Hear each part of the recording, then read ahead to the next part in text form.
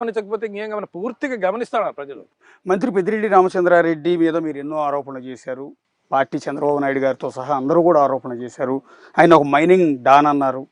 మట్టి మాఫియా, ఇసుక మాఫియా, ఇట్లా విచ్చలవిడిగా ఏది చేసినా కూడా మొత్తం దోచుకుంటూ ఉన్నారని. సో మొన్న జరిగిన పొంగనూరు గొడవ కూడా చూసాము, మీ మీద అక్రమ కేసులు పెట్టారని. మీ పార్టీ అధికారంలోకి వచ్చిన తర్వాత పెద్దిరెడ్డి మీద మీరు చేసిన ఆరోపణలన్నిటి మీద విచారణ జరిపిస్తారా? తప్పనిసరిగా. ఇప్పుడు వాళ్ళ ఏమీ చేయని చంద్రబాబు నాయుడిని, ఏ తప్పు చేయని ఒక వైట్ పేపర్ని తీసుకుపోయి అనవసరంగా జైల్లో పెట్టారు. ఇప్పుడు మీరు కానీ మీ మంత్రులు కానీ చేసిన అవినీతికి జైలు సాలవు.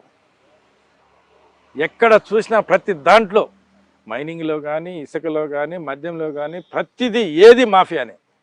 ప్రతి ఫైలు పట్టుకుంటే మీరు ప్రతి ఫైలు ఇల్లీగల్గా చేసినారు. చంద్రబాబు నాయుడు ముఖ్యమంత్రి ఖాయం.